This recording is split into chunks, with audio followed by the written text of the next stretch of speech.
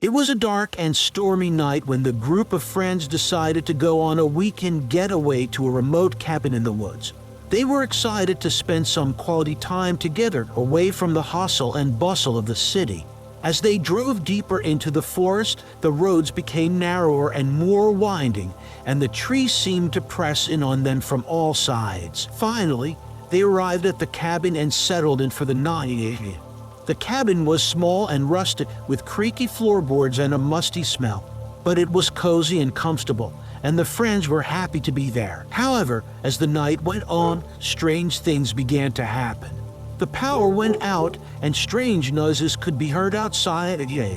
The friends were convinced that someone or something was watching them. They tried to brush it off as their imagination, but the feeling of unease only grew stronger. The next day, they decided to explore the woods around the cabin. But as they walked, they realized that they were lost. The trees looked different, and they couldn't find their way back.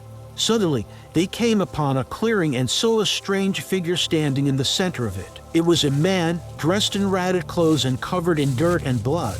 He mumbled something unintelligible and lunged at them. The friends ran for their lives, but the man seemed to be following them. They finally made it back to the cabin, but it was clear that they were not alone.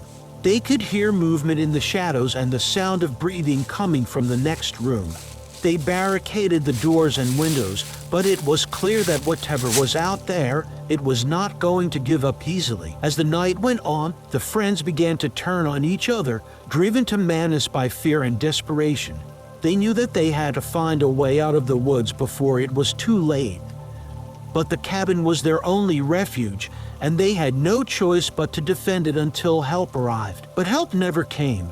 The friends were never seen again, and the cabin in the woods remains a dark and mysterious place to this day.